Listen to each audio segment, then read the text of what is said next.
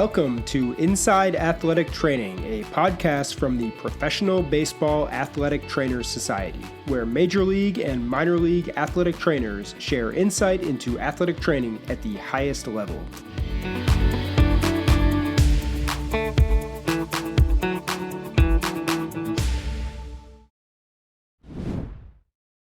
This week on Inside Athletic Training, we welcome in Kathy Dieringer, the current president of the National Athletic Trainers Association and just the 15th president in NATA history. Enjoy the show. Kathy, welcome to Inside Athletic Training. We're thrilled to have you on for our 12th ever episode. I know many PBATS members and also athletic training professionals across the country know you very well as the president of the National Athletic Trainers Association, also known as NATA. But before we get into your current role, I'd love to share with our listeners a bit more about your background. So if you don't mind sharing a little bit about where you're from, what sports you were into growing up, and also where you found your passion for athletic training and sports medicine. Sure, Sam, and thank you so much for having me. It's always a pleasure to talk athletic training. That seems to be the highlight of any of our jobs, but especially mine in my role as president. So my background, I am a military brat, and I say that proudly. My dad was career Air Force. He and my mom were born and raised in Central Texas and then lived the vast majority of their adult life around the world. I was actually born in Michigan, and I lived in 6 or 7 different air bases until I graduated from high school, and then came back to Texas as my dad was retiring, went to the University of Texas in Austin, and it was there that I discovered athletic training. I was actually going to school thinking that I was going to be a coach, and had entered the kinesiology program with that in mind.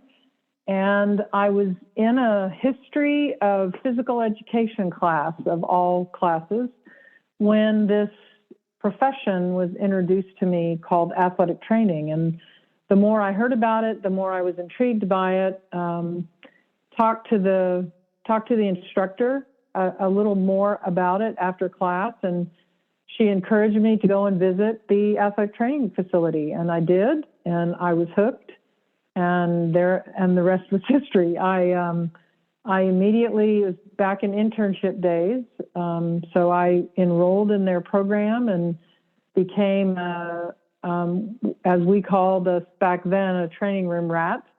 Couldn't get enough of being in there and learning more and being a part of day-to-day athletics, and left, got my master's degree under Bobby Barton while he was president. So that added a little piece to my service history, I think, because I got to see him leading an organization and the skill set that it took to do that, and took my first job in Division I athletics, and then took my second job in Division II athletics, and then discovered the clinical setting. And so about half of my career was done in college athletics, and the other half was in clinical high school youth sports area. So that kind of is, in a nutshell, is my background in athletic training. I've seen a lot of different settings, and when it all comes down together, it's all the same, right? We're doing what's best for the athlete and finding the right path to make that happen. Yeah, and clearly you've seen, a number of responsibilities and jobs within the field, but your current role as the NATA president is such a huge responsibility within the athletic training community. Before landing that role, you really had a long career, like you talked about. Can you talk a bit more about the roles and positions that meant the most to you leading up to your presidency at the NATA? Well, so you're talking about volunteerism, I guess, Sam. And every role that I took on as a volunteer, I think brought with it a lesson for me to learn. But it all began, every single role began with me being willing to raise my hand and to say, I want to help. I want to give back. I want to leave this profession better than I found it. And even the very first one, and it took me 2 or 3 times of saying, "Hey, pick me. I want to get involved." I got involved in registration, and usually when I say that, I get a chuckle from people because it's registration. But I embraced it because in that role, I got to meet everybody that was coming to the conference, and a lot of my networking that my friends now even in my district are from way back then. So I worked registration. I volunteered for other things when my registration term was over, various things, just things that got my interest. And eventually that led to being appointed in an appointed role on our district executive board. And it seemed that the more I got involved, the more I was asked to get involved.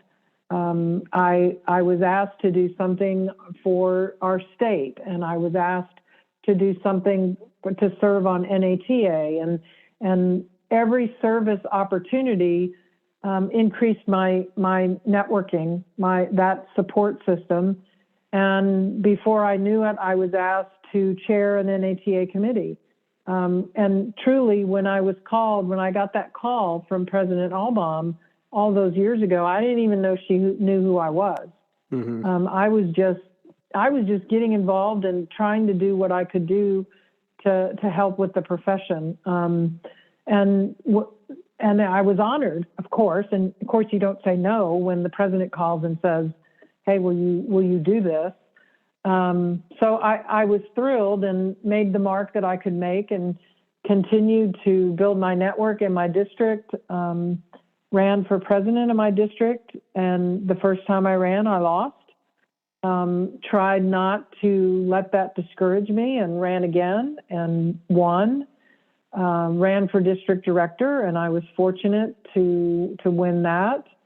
And I think it was being in that room, being in the boardroom, where the pressure is not the right word, the responsibility of making those decisions that were going to impact the greater good is what really made an impression on me, because it wasn't about me anymore. It was about all of those members who were looking to us to make their lives better, to make their personal lives better, their professional lives better, their jobs better. And never was that as intense as sitting in the NATA Board of Directors meetings, because it's 45,000 people from all walks of life, all settings, all demographics, across the country and around the world. And it just made a huge impression on me of how we are a very small cog in this very big world of athletic training. And my responsibility to leave it better is what led me to run for president. I felt like I had something left to give, that I wanted to continue to serve this amazing profession. And so here I am, and I'm very honored and humbled to be able to talk about this profession that we love and try to make it a little better than when I found it 40-something years ago. Yeah, and Kathy, I know a lot of our listeners are most likely familiar with the NATA and all that you guys do for the profession of athletic training across the world. But I'd love to give you a couple minutes just to share the mission of the NATA and also to share with our listeners what the association means to the profession of athletic training as a whole. Yeah, well, the NATA, we have a lot of people out there who see NATA as this nebulous thing out there that wants your money. And but I like to think of it more as this being that is all of us. Every one of us who is a member of NATA is NATA. Anything that we do, it's you, it's me, it's the athletic trainer down the street and up the hill and in the professional baseball and in high school and in the industry, it's all of us. So what we're here to do is to represent you, to engage with you, and to engage with other organizations that would benefit from athletic trainers, and to help foster the growth of our profession, and especially for our members, but not just for our members. In a nutshell, I think our role as NATA is to do whatever we can to make the professional lives of athletic trainers better. And that means listening to you, that means asking you, listening to you, and then taking action. I think when we remember that patients do better when they are treated by a healthcare professional who is all about allowing them to get back to that activity they love. And that's what we do. That's who we are. So that's what NATA is. Is it important? Absolutely. Having a membership association to advocate for you means that your professional life should be better. But it takes all of us to be invested and involved and engaged with the National Association to make that happen. And so I want to go back to, of course, it's all of us. It's all of us taking a responsibility and taking an interest in where we want to go as a profession, and then rolling up our sleeves and getting to work. Yeah, and the same goes for PBATS and many other professional athletic training societies. As you mentioned, it takes everybody in the room to want to be involved. And, once you get involved, you're asked to do more, and it really steamrolls from there, which is great for any organization.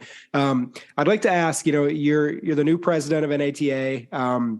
What would you say you've learned about the athletic training profession that you may or may not have known prior to becoming president? Have there been any big surprises or interesting things that you've learned since your presidency began? Maybe not learned so much as reinforced. We are a very passionate profession. And no matter who we are or where we are, it's still about relationships. It's about not only relationships with our patients, but relationships with our coaching staffs or with our administrators or whoever that is, and that we do that probably better than most professions. We're very passionate about who we are and what we do and how we want to make things better. For me, it's all about how do I channel that energy into working together for the same goals. And that, I think, will continue to be the challenge of any president of any association. And much like you mentioned, our president, Ron Porterfield at PBATS, really shows a tremendous passion for the athletic training community, but also each individual at PBATS. And that really, helps to bring the group together.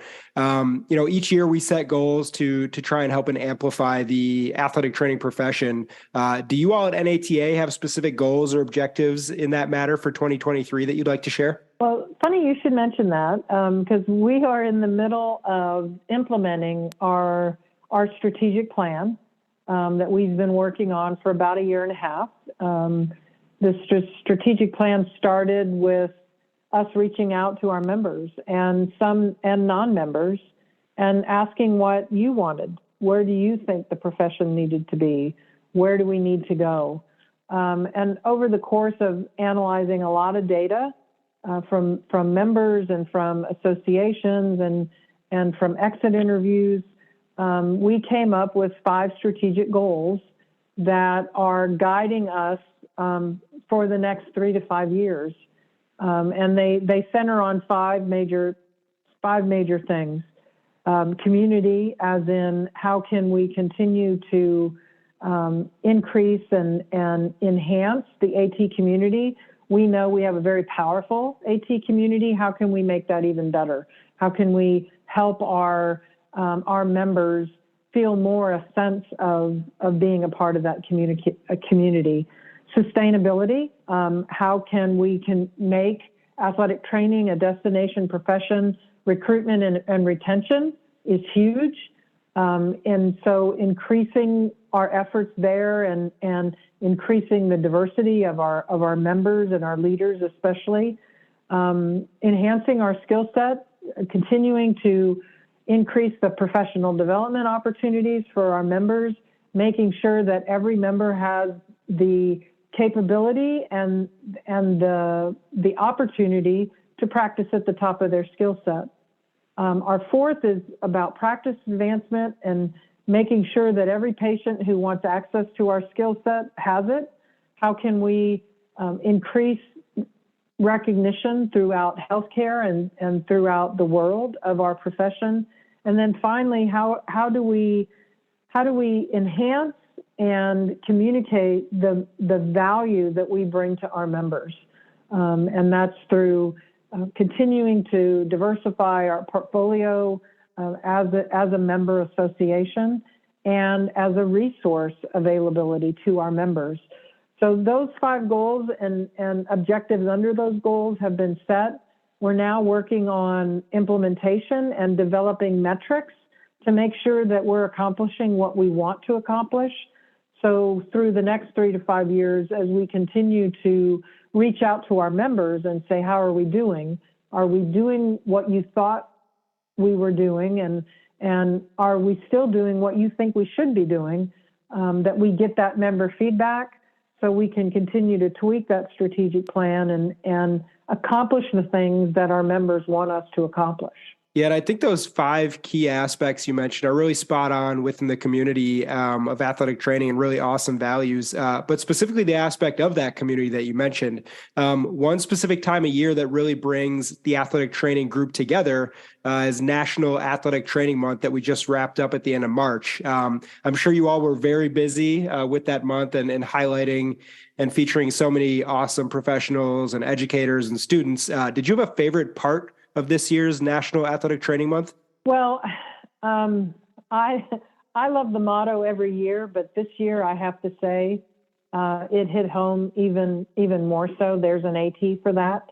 Mm-hmm. This has been a tremendous NATM, especially coming on the heels of what happened with Damar Hamlin's cardiac arrest. Sure. I've said over and over again that one of my most favorite jobs as president of NATA is to advocate for our members, to talk about you.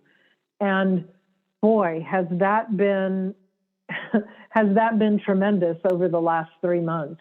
Mm-hmm. Never in the history of our association do I remember athletic trainers getting the recognition and the notoriety, which we more than deserve, but this is the first time that I think we've really seen that across every setting, across every corner of our country as well as internationally. So it's been even more fun this month because we already have that increased attention, and I think that has happened across all settings, that we're seeing even more, hey, yeah, you're an athletic trainer, and we really appreciate what you do for fill in the blank, my son, my daughter, my patient, my father. It's absolutely been a tremendous month for us. And my challenge that I put out on social media was, it's been a great month, but let's keep the momentum going. Let's keep talking about athletic training. Let's keep advocating for the profession. I love that it's 1 month out of the year, but if we can keep that going throughout the other 11, imagine what we can accomplish. That's such a great point you make. We have so much to share, and you feel like 1 month of a spotlight really isn't enough for everybody to share what they do, what they care about, and just bringing the community together. I want to go back to when you mentioned the strategic plan for the NATA this year. I'm sure one part of that is your big event coming up in June in Indianapolis, which is the NATA Symposia and Expo.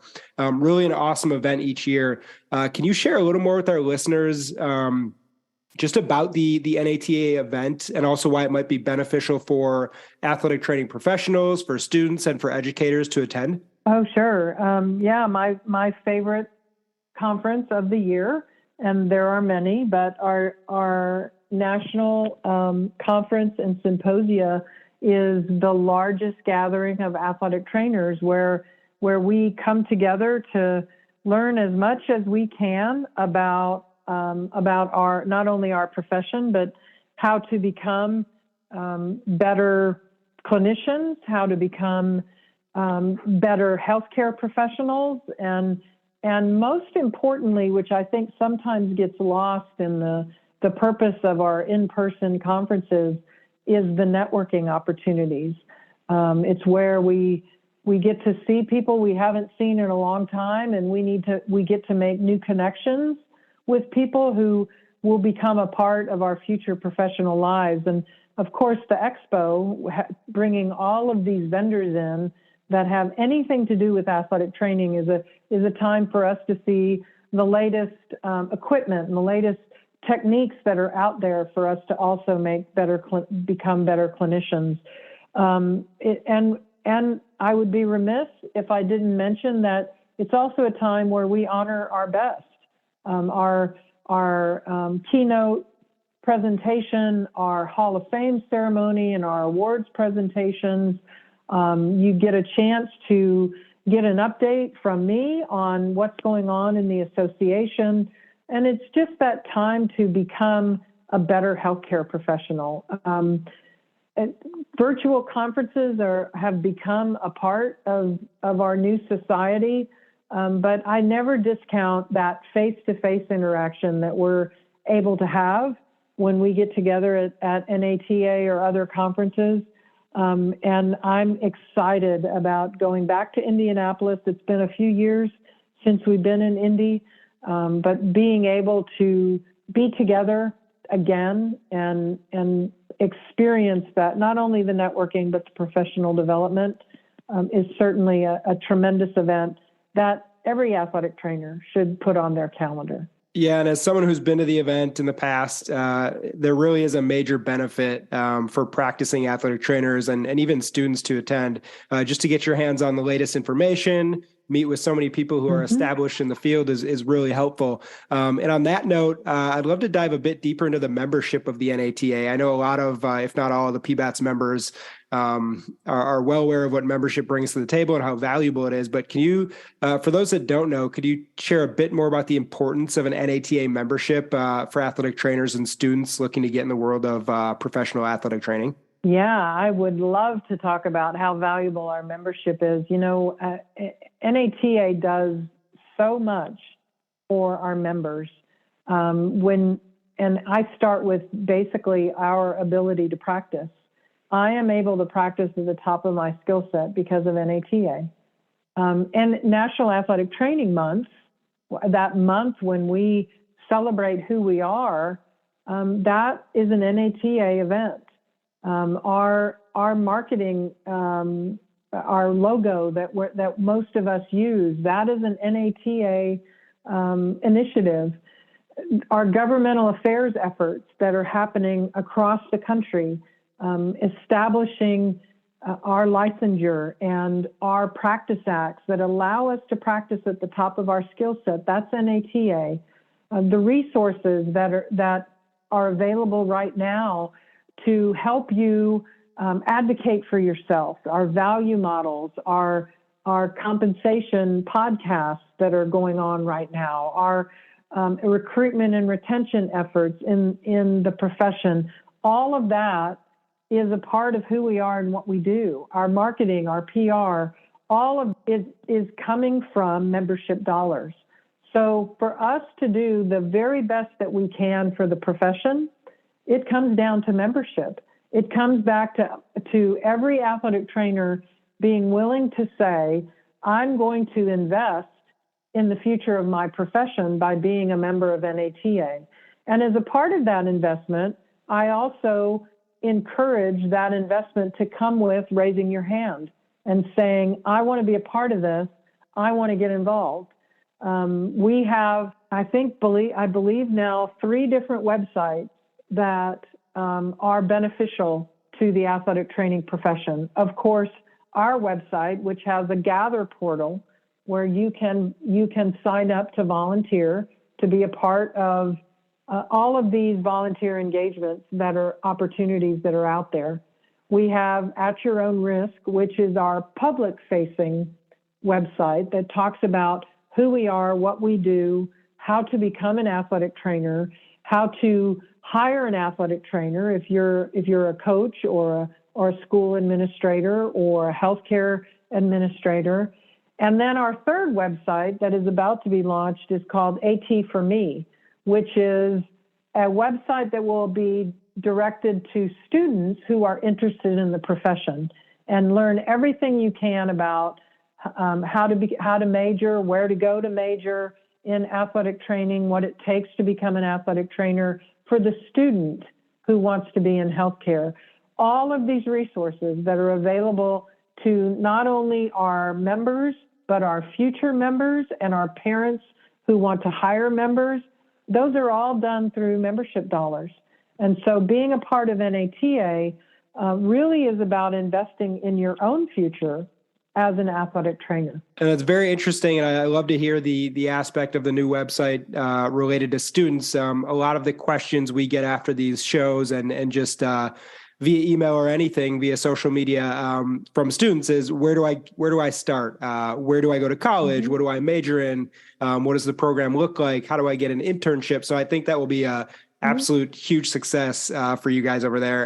And speaking of those resources, I think one of the coolest resources a lot of us at PBATS have noticed is the NATA Timely Topics on your website, where you cover topics in the industry at great length, providing a ton of information for athletic trainers at all levels. You know, you've touched on topics about the AT and mental health, the AT and research and education, even the AT and entrepreneurship, which was awesome. Can you talk a bit more about that series and how you've seen it grow over time to help those in the athletic training community? Yeah, that I don't recall whose idea that was, but it was absolutely tremendous. And it really came out of, so we can look back at COVID and say, what are the good things that came out of COVID? This was one of them.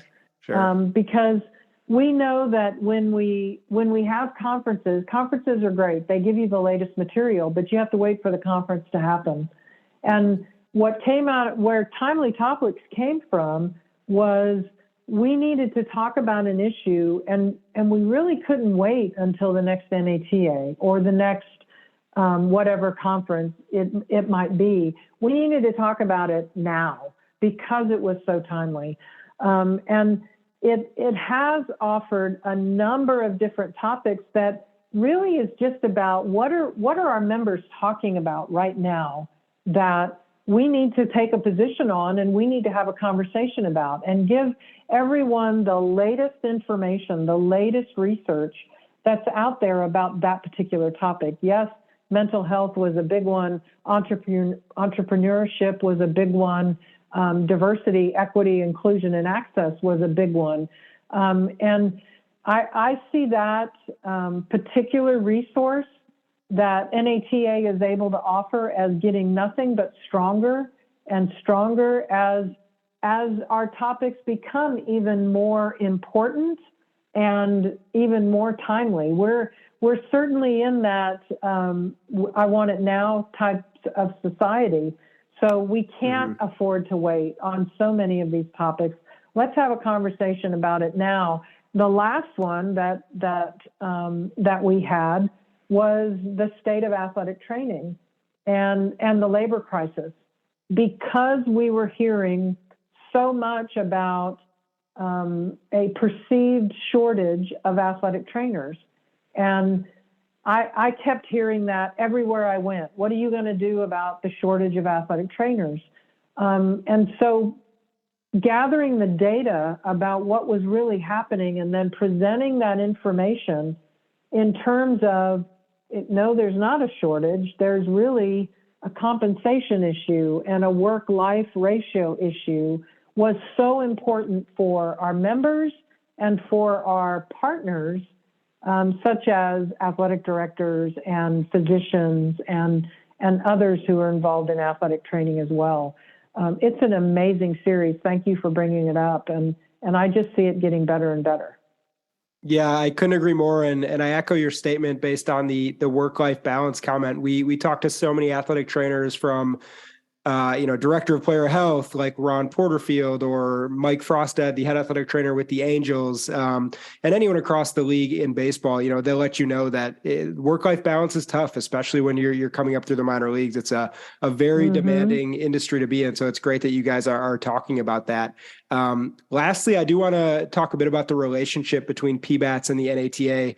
You are kind enough to address our membership each year at our annual winter meetings. But I'd love to hear more from your perspective about how the NATA and PBATS work together to grow the profession of athletic training across the country. Yeah, I am so fortunate and so thankful for the relationship with PBATS that just keeps getting stronger and stronger. And it still does come down to relationships and having conversations about how we can help each other.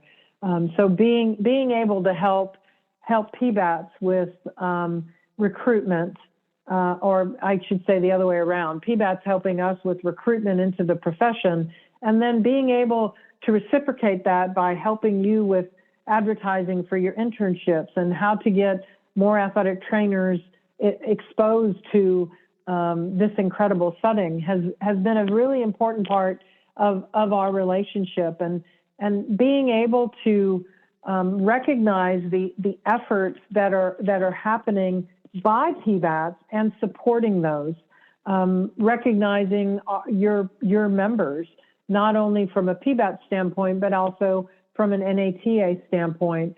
And I think more so than any other professional athletic training society, PBATS has more of a presence internationally because of the nature of baseball being more international than some of our other sports. And so our efforts with NATA globally, I think, make that a good partner as well. And being able to talk about those international efforts, making sure that all of those international athletes have access to an athletic trainer in baseball. And that helps NATA with our global efforts as well. So that partnership has been so important to me. I've very much enjoyed getting to know the executive committee of PBATS, and Ron's efforts as president have been tremendous. And we keep looking for ways that we can help each other. And I think that's what this profession is all about, right? Yeah. And we of course, really value the relationship there with you as president and the entire association, just the work everyone is doing over there to move forward the profession of athletic training is absolutely crucial and couldn't be more appreciated on the PBAT side of things. Well, Kathy, to wrap up today's episode, we're going to jump into a quick Q&A segment that we call Extra Bases, where we'll ask you 4 quick questions, giving you the opportunity to share some insight into some of your favorite things about athletic training. So we'll kick it off at first base. And what is your favorite athletic training room that you've either visited or worked in during your career? I would have to say the University of Texas. I went back a few years ago and got to see their new facility. And there's just a little special thing when it's your alma mater, I guess. Of course, nothing wrong with that answer. And I sure, as everything on campus in Austin is amazing, I'm sure the athletic training facilities are awesome too. Moving on to second base, what is your favorite stadium in sports to watch a game from? So I live in Dallas, season ticket holder for the Rangers. Got to go with the Rangers, especially their new stadium. Yeah, you can't beat the new stadium, and I'm sure Jamie Reed and his staff over there would be proud to hear that from you. Moving on to third base here, outside of sports, you do so much traveling and so much advocating for the profession on those trips. What is your favorite city to visit on the road? I really enjoyed Boston. I really enjoy visiting Boston. Something about the harbor and being a part of that. And yes, I have been to a Red Sox game. What a tremendous stadium that is. The history there is amazing. But the city itself, I really like Boston. Yeah, and a lot of our athletic trainers we interview on the show echo that statement. Fenway is pretty much unbeatable when it comes to just historic baseball stadiums. So no disagreement from us there. Lastly, headed to home plate, what are you most passionate about as you look forward to the future of athletic training as a profession? That every athletic trainer is valued by their employer and by their patients and by their communities. I know our skill set. I know our skill set is tremendous. And I know that when we are valued for our skill set, everybody wins. So I will continue to advocate for that as long as I'm NATA president and well beyond, because we deserve that as a healthcare professional. That's such a great statement. And Kathy, you're doing an awesome job of that advocacy for the profession. Well, thanks so much for joining the show. We really appreciate your time. Obviously, your dedication to the profession of athletic training, but also PBATS. We can't thank you enough. And we wish you and all your staff the best of luck this year and going forward. Thank you, Sam. And thank you and all of PBATS for what you're doing for your patients and for the profession. You're tremendous.